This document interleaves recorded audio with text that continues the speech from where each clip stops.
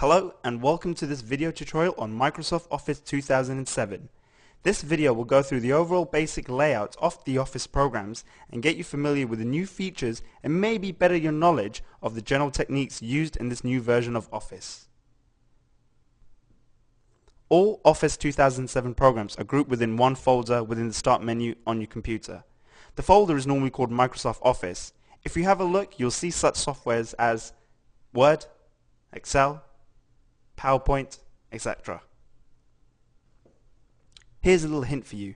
If you like to use a particular software often, it is wise to create a shortcut button of that software and put it onto your desktop. Now students don't have access to do this, but staff can do this on their own personal work computers. So to do this, simply right click on the software's name, for example here Microsoft Word, send to, and desktop create shortcut. Now this will automatically create a shortcut on your desktop and simply double click on the icon to load the software. The 2007 Office package is very similar to the previous versions of Office, but there are some new features and a new look, and I will discuss that in detail within this tutorial. If we open and look at Microsoft Word, starting at the top, the title bar is still there, but if you notice, the actual title has been centered rather than being placed on the left in previous versions. On the right hand of the title bar are the minimize, maximize, and close buttons, which are the same with most Microsoft and Windows programs. At the left hand of the toolbar are some new buttons. The round button with the Office logo is known as the Office button. When clicking the Office button, it opens a menu which is very similar to the File menu in the previous versions. It has the New, Open, Save, and other important commands, so do take some time to familiar yourself with these, as these will probably be used a lot. You can also configure your options within the Program Options button at the bottom of the Office button window. This option button is placed on all Office 2007 programs. Click on this button to load a collection of options to configure how Word works, looks, and interacts with you. Again, take some time to familiar yourself with these options. Most are easy to understand, but once you know what is available, you will know where to go when the need arises. One new and main function I will talk about is the Quick Access toolbar, which is located next to the Office button on the title bar. This toolbar is where you can place buttons for easy access to commands that you may use often, so you don't have to search through all the buttons in the ribbon. The ribbon I will discuss in detail later. By default, the Quick Access toolbar has three buttons. They are the Save, Undo, and Redo buttons.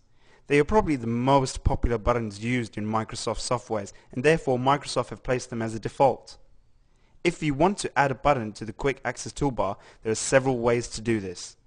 One way is to go to the Program Options, which is Office button, Word or Excel options, and selecting Customize. A quick way is to click on the down arrow button next to the Quick Access toolbar itself. Then click on More Commands, which takes you to the Customize window. On the right side of the Customize window, you will see the commands that are already on the toolbar, and on the left side are the vast selection of commands that you can add.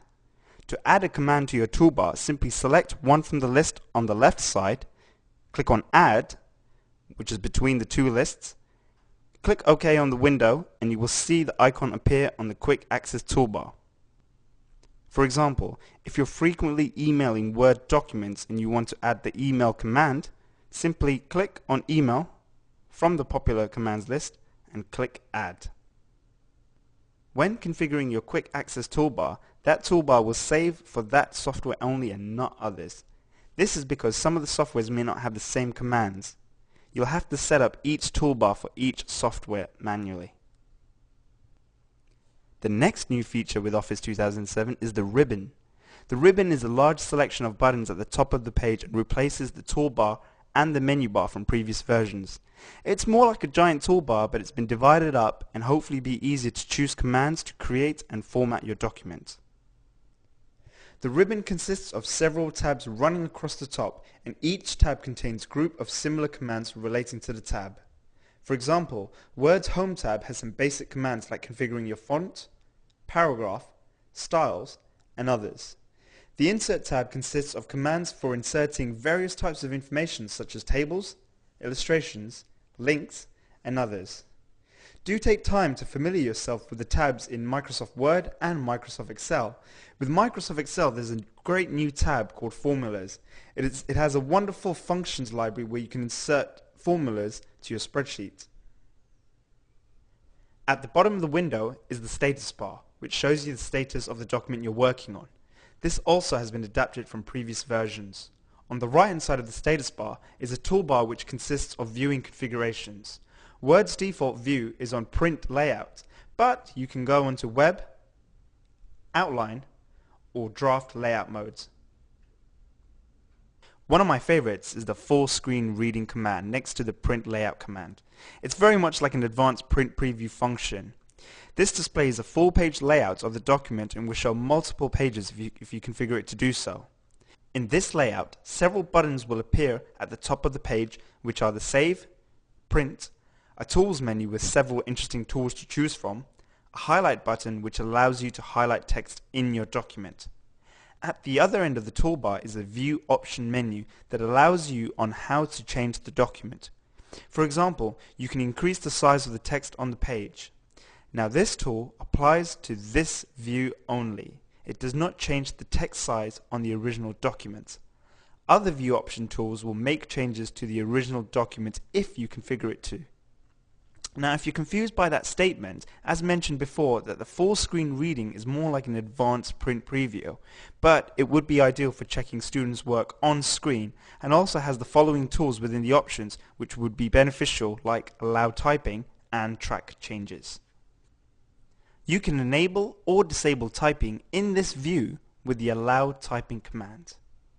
You can also track any changes you make to a document with the track changes command.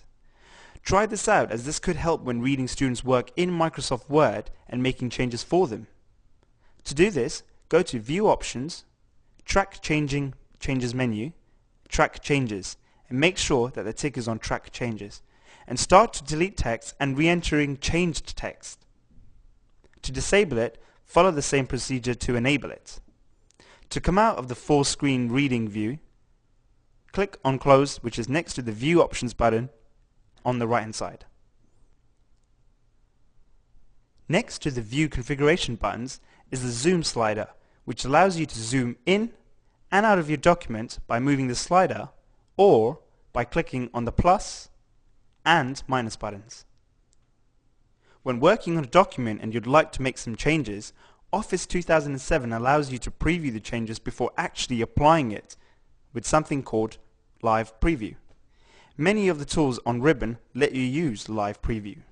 For example, if we select some text and move our mouse over one of the Styles buttons, which is on the Home tab, the text you selected changes to the preview of that style. To apply that style to the text, simply click on the Style button and the style will apply.